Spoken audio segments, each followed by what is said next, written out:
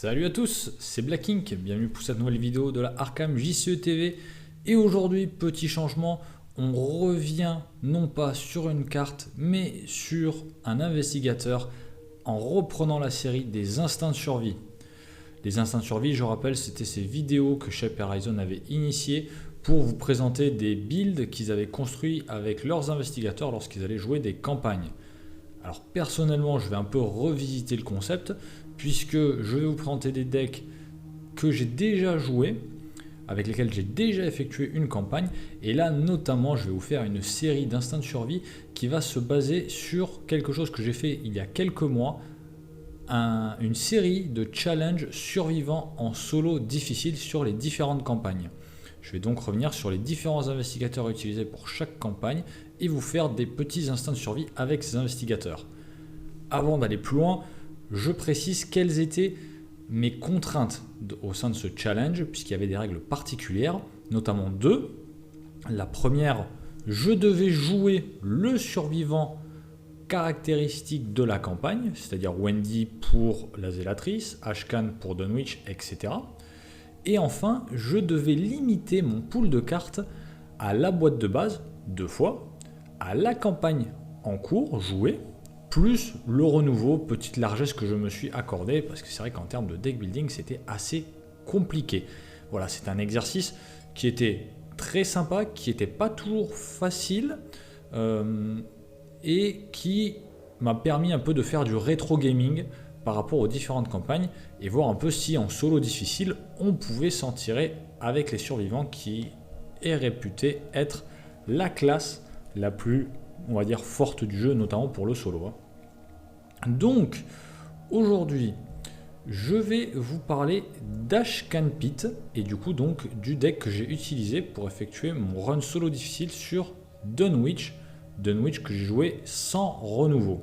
J'avais le pool de cartes avec le renouveau, mais j'ai bien joué la campagne sans renouveau. Pourquoi je ne vous parle pas de Wendy, pourquoi je ne ferai pas de vidéo sur Wendy? Parce que le deck building était équivalent à 0. Puisque avec les deux boîtes de base, le deck de Wendy n'était pas particulier, n'était pas intéressant, c'était juste de l'auto-include, il n'y avait pas de réflexion particulière à avoir, alors qu'à partir du moment où on avait la campagne de Dunwich, on avait un peu plus de cartes pour commencer à réfléchir à quoi faire, quelles possibilités avoir avec Ashcan. On va partir sur une vidéo en 3 parties. Je vais vous parler d'abord de l'investigateur pour revenir un peu dessus, essayer de cadrer un peu ce qu'on va faire avec lui. Je vais vous parler ensuite du deck initial que j'ai utilisé. Je ne vous parlerai pas des upgrades, je ne vous parlerai pas de ma dépense d'XP. Et enfin, je finirai par quelques remarques complémentaires sur le deck ou sur Ashcan. Voilà. Alors l'investigateur, donc Ashcan Pit, investigateur survivant propre à la boîte de Dunwich, à la campagne de Dunwich. Il dispose d'une statline correcte, intéressante, avec 4 en volonté, 2 en intelligence, 2 en force, 3 en agilité. Il a le trait vagabond. En début de partie, on débute avec Duke, son fidèle molosse en jeu, dont je parlerai tout à l'heure. Sa capacité pour une action rapide, défausser une carte de votre main et redresser un soutien que vous contrôlez, limite d'une fois par round.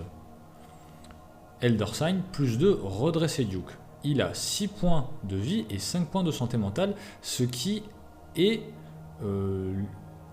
constitue les valeurs en fait les plus faibles en termes de points de vie et de santé mentale de tous les investigateurs à ce jour, puisque Calvin dispose de 6 et 6, Lola dispose de 6 et 6. Pour ce qui est de la taille de son deck, on est sur du conventionnel, sur du classique, 30 cartes. La construction du deck, on est sur la mécanique propre aux investigateurs de Dunwich, à savoir les cartes de niveau 0 à 5 dans la classe de l'investigateur, ici survivant, les cartes neutres 0 à 5, comme d'habitude, et enfin jusqu'à 5 cartes de niveau 0 prises dans les autres classes. Alors là, vous voyez, c'est la première version de la carte. Il y a eu un errata depuis, ils précisent bien dans les autres classes, a été enlevé et ils mettent les symboles des différentes classes, gardien, chercheur, truand, mystique. Voilà. Exigence ne compte pas dans la taille du deck. Duke, évidemment, sa carte signature, en proie des cauchemars, et comme d'habitude, une faiblesse de base choisie au hasard. Alors, comme ça, rapidement, notamment sur la construction du deck, voilà, comme j'ai dit, on est sur la mécanique classique de Dunwich, avec ces 5 cartes dans une autre classe. Construction qui a été dite par la suite par le créateur et le designer du jeu et ses collaborateurs comme un deck building très puissant qui permettait énormément de combos et énormément de différences, enfin de deck building différents. Parce que, on va dire, voilà, avec 5 cartes, vous pouvez faire des modules particuliers pour orienter votre personnage vers un type de jeu ou un autre. On se rappellera par exemple de Jenny Barnes qui a été la première investigatrice à, entre guillemets, casser le jeu, casser la mécanique du jeu avec le fameux deck Infinite Going Jenny qui permettait, au travers de différentes cartes, de ne jamais achever son tour, si mes souvenirs sont bons. Donc voilà. J'en viens maintenant à Duke. Duke, du coup, le fidèle Moloss. Un soutien qui curieusement coûte 2 alors que vous débutez la partie avec. Bon, il y a certains cas particuliers où vous pourriez être amené à le remettre en jeu d'une façon ou d'une autre. Bon, c'est ultra rare donc je n'en parlerai pas. Qu'est-ce que nous dit Duke? Pour une action, vous pouvez incliner Duke, combattre. Vous avez une compétence de force de base de 4. Cette attaque inflige plus 1 dégât. Ou alors, vous pouvez, pour une action, incliner Duke, enquêter. Vous avez une compétence d'intelligence de base de 4. Et vous avez le droit de vous déplacer vers un lieu connexe juste avant d'enquêter avec cet effet. Duke dispose de 2 points de vie et 3 points de santé mentale. Donc, là tout de suite, quand on prend Ashcan avec Duke, on comprend vachement plus la logique du personnage. Chose qui est quand même assez marrante, c'est le premier investigateur qu'on avait qui commençait avec sa carte signature en jeu. Très sympa, par la suite on aura des persos comme Luke par exemple, qui commence avec sa boîte à portail en jeu. Duke vraiment apporte une très bonne mobilité à Ashcan. Vous avez un gain d'action qui est très intéressant avec cette fameuse action d'enquête et la mobilité à Arkham, c'est quand même très très sympa selon les scénarios, très important et surtout en solo, ça vous permet quand même de booster votre tempo de façon récurrente et de façon très significative. C'est vraiment très intéressant dans la mécanique d'Ashcan. Souvent, on privilégie cette action d'enquête avec le déplacement. Fun fact particulier, si vous additionnez les valeurs de vie et de santé mentale de Ashcan et de Duke, vous tombez sur 8 et 8, ce qui fait qu'en fait, Ashcan a été le premier investigateur de façon indirecte à avoir 8 points de vie et 8 points de santé mentale et non pas Stella, comme beaucoup l'affirment. Quand bien même j'ai des petits problèmes avec Stella tellement qu'elle est forte, il faut avouer que en fait, c'est Ashcan le premier qui a eu, on va dire, des points de vie et des points de santé mentale qui étaient à 16 au total, un cumul de 16. Par ailleurs, encore une fois, si vous cumulez un peu ces deux cartes, ça vous donne quand même une statline à 4 en volonté, 4 en intelligence, 4 en force et 3 en agilité. C'est énormissime, ça nous fait un total de 15 points répartis, c'est surprenant. Et c'est ce qui fait, entre autres, que Ashcan est un investigateur qui est quand même très très fort, très on va dire, bon dans tout ce qu'il fait, que ce soit à l'égard de sa résilience, avec ses points de vie, ses points de santé mentale, de sa capacité à gérer le deck rencontre, avec une bonne volonté, une agilité qui est somme toute très correcte, et des possibilités d'action en combat et en enquête qui sont somme toute très intéressantes, le tout avec cerise sur le gâteau, ce fameux gain en mobilité et en action. Évidemment, j'en ai pas parlé, la capacité d'Ashcan qui permet de défausser une carte pour redresser un soutien qu'on contrôle nous permettra de redresser Duke et de bénéficier de temps à autre 2 fois de son enquête et donc peut-être de son mouvement gratuit. Évidemment, cette capacité ne se limite pas à Duke, puisque ça concerne tous les soutiens, mais c'est vrai que très souvent, on privilégiera son emploi avec Duke. Voilà ce que j'ai à vous dire sur Ashcan et sur son fidèle Moloss. Sur le deck, donc je reviens sur le principe de mon challenge, j'étais limité aux cartes de la boîte de base plus le renouveau et de Dunwich plus le renouveau. Du coup, sur quoi est-ce que je suis parti avec cette contrainte très très forte en termes de deck building? Alors, sur ce qui est le module enquête, clairement, Duke, c'est ma première méthode, c'est mon premier soutien, c'est ma, ma façon de prédilection pour enquêter, puisque cette compétence de 4 est quand même très intéressante, surtout encore une fois avec ce gain de mobilité. Duke est utilisé pour les lieux à forte valeur occulte.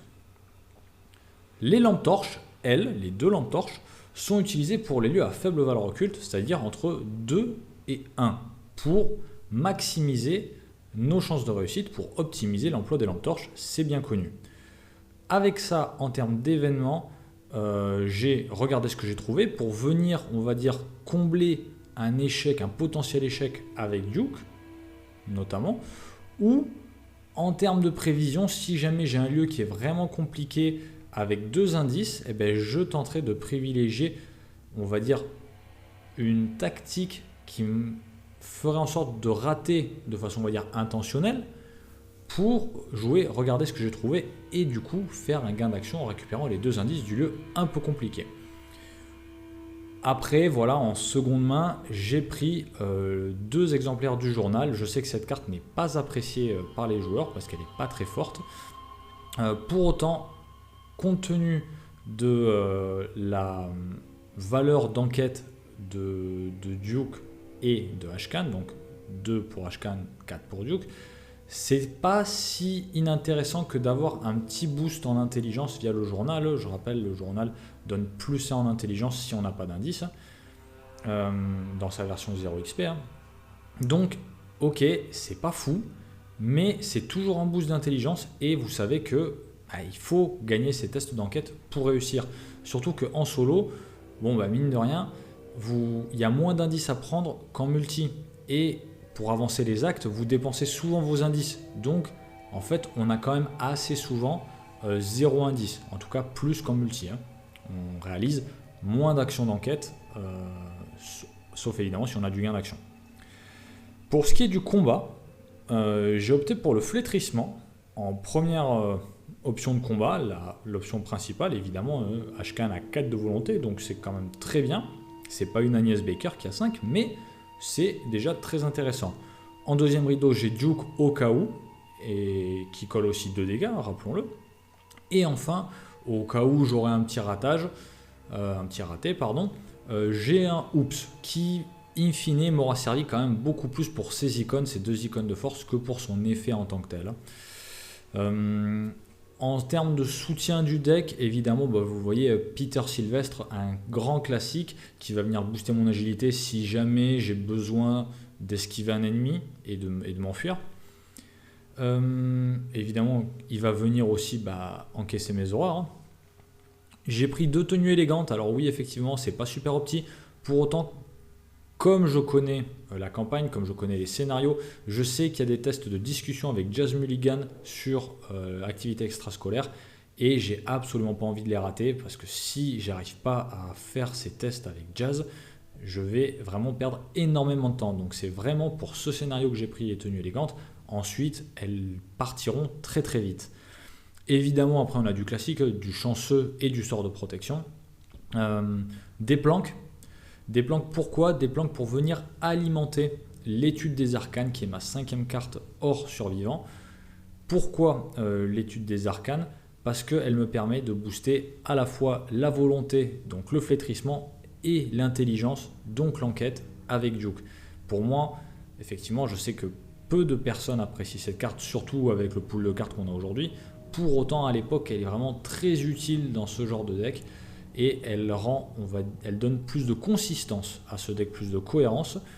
Comme vous le voyez, la particularité du deck, c'est que mes 5 cartes hors survivants sont des cartes mystiques parce qu'en fait, elles vont vraiment m'aider, comme je l'ai dit. Le flétrissement, c'est ma solution de combat pour privilégier Duke pour l'enquête. Le flétrissement peut être boosté par l'étude des arcanes. J'aurai mes ressources via mes planques, surtout que le deck n'est pas si cher que ça. Et le sort de protection va venir booster ma défense contre le DR. En termes d'icônes, rapidement, on le voit, j'ai quand même une grosse majorité d'icônes d'intelligence pour Duke. Les enquêtes, encore une fois, c'est primordial. Surtout, rappelez-vous, le scénario là où le destin t'attend, avec ce besoin d'icônes d'intelligence pour enquêter avec une compétence de base à 2 pour Ashcan, pour pouvoir mettre en place les chemins divergents, les chemins ascendants, etc. Donc c'est essentiel en fait d'avoir des icônes d'intelligence pour ce scénario-là. Quelques icônes de force aussi. Il y en avait un peu trop à mon goût puisque ma solution de prédilection c'était les flétrissements pour le combat comme j'ai dit. Pour autant, voilà, de temps en temps j'ai quand même bien été obligé d'utiliser Duke et j'étais content d'avoir mes icônes de force. On a 7 icônes de volonté, 7 icônes libres. Ces icônes libres serviront souvent à booster mon flétrissement si jamais j'ai pas cette ressource pour les études des arcanes. J'ai pas parlé des compétences, mais là on est sur du classique avec un pool de cartes aussi réduit. J'ai 2 courage inattendu, 2 crans pour le flétrissement, 2 maîtrises au cas où Duke doivent attaquer et 2 perceptions pour encore une fois booster ces tests d'intelligence. Carte dont je n'ai pas parlé, la patte de lapin. Bon, honnêtement, elle est là un peu pour faire genre. Parce que en fait, j'avais mes 5 slots hors classe, donc j'avais un nombre impair, il fallait que je rajoute une carte. Moi, personnellement, j'aime pas spécialement rater mes tests. Pour autant, il est vrai que on ne peut pas réussir tous ces tests et avoir un peu de pioche, c'est toujours une petite compensation à l'égard de tests ratés. Comme je l'ai dit, le deck est pas si cher que ça. Donc en soi, je n'ai pas eu vraiment de problème de ressources. Pour autant, au début, je comptais enlever les planques parce que je me disais que j'allais en générer assez. Mais in fine, sur l'ensemble de ma campagne, je les ai laissées parce qu'elles se sont avérées très très utiles, encore une fois, pour alimenter l'étude des arcanes qui aura été une carte décisive sur cette campagne, à l'instar de regarder ce que j'ai trouvé. Alors, quelques remarques en fait en termes de deck building vis-à-vis de Ashcan. Vous l'avez compris, la contrainte de mon pool de cartes était très forte, ce qui m'a empêché de réaliser des deck building qui auraient été tout aussi intéressants, voire certainement meilleurs avec Ashcan. Et je vais vous parler rapidement de 2 deck building possibles avec cet investigateur sans rentrer dans les détails. Évidemment, il y en a plein d'autres de possibles. Je ne pouvais pas partir sur le fameux deck pauvre, le deck pauvre qui a été, pour moi en tout cas, tel que je l'ai vécu, le premier archétype qui est né sur Arkham, sur le JCE, avec la logique cacher son jeu, Hache d'incendie, Madame Labranche.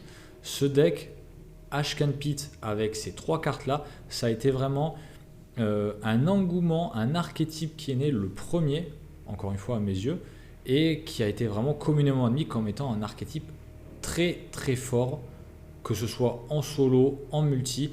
Il permettait vraiment de faire énormément de choses, et encore une fois on le voit, la hache d'incendie est là pour faire le combat et Duke servira principalement pour l'enquête avec le petit combo de Madame Labranche qui vous permet de récupérer une petite ressource et de venir moduler, oui cacher son jeu, non cacher son jeu, oui le boost de la hache, non pas le boost de la hache. Voilà, c'est vraiment quelque chose qui aurait pu être joué, qui aurait été très utile, mais malheureusement je ne pouvais pas le faire parce que Madame Labranche appartient au cycle de Carcosa. Point particulier, aujourd'hui, avec les nouvelles sorties de Innsmouth, ce deck pauvre est venu, on va dire, être renforcé par la boussole de marin. La boussole de marin qui est un peu le pendant en enquête de la hache d'incendie, quand bien même ils ont mieux équilibré la carte. Elle est quand même beaucoup moins forte que la hache d'incendie, mais elle s'inscrit quand même assez bien dans ce deck pauvre. Autre possibilité intéressante avec un pool de cartes relativement réduit, le deck pauvre vous devez avoir jusqu'à Carcosa, donc pour les débutants c'est parfait si vous avez que ces 2 extensions. Là je vais vous parler du deck désespéré, donc deck qui se base notamment donc sur ces 4 compétences désespérées qui apparaissent à l'écran. Celle-ci, à l'instar de Madame Labranche, arrive avec le cycle de Carcosa. Elles sont très intéressantes parce qu'elles vous donnent un boost énorme de 4 icônes dans le domaine dont vous avez besoin. Mais la grosse difficulté, c'est que vous ne pouvez les utiliser, les attribuer que si votre santé mentale restante est de 3 ou moins. Et là, on a une carte qui est très très sympa avec Ashcan à jouer, c'est la clé de Saint-Hubert qui apparaît aussi avec le cycle de Carcosa qui vous permet de gagner plus en volonté, plus en enquête, de réduire votre santé mentale de 2. Et si jamais vous êtes vaincu par les horreurs, vous défaussez la clé, vous récupérez votre santé mentale initiale et vous vous soignez de 2 horreurs. Il y a vraiment le double effet qui se coule. Pour revoir ça, je vous invite à aller regarder la connaissance interdite de Shep sur la clé de Saint-Hubert. Il explique très bien comment ça marche. Et là, vous le voyez tout de suite, Ashcan a 5 points de santé mentale. Vous posez la clé de Saint-Hubert, il est directement à 3. Et vous pouvez utiliser ces cartes désespérées qui vont clairement venir vous donner un gros boost. Alors, je ne dis pas qu'il faut prendre les 4 dans le deck. Ça dépend de votre orientation, de comment est-ce que vous voulez faire les choses. Pour autant, pour avoir joué des Ashcan désespérés, c'est vrai que je prenais systématiquement l'enquête et le combat.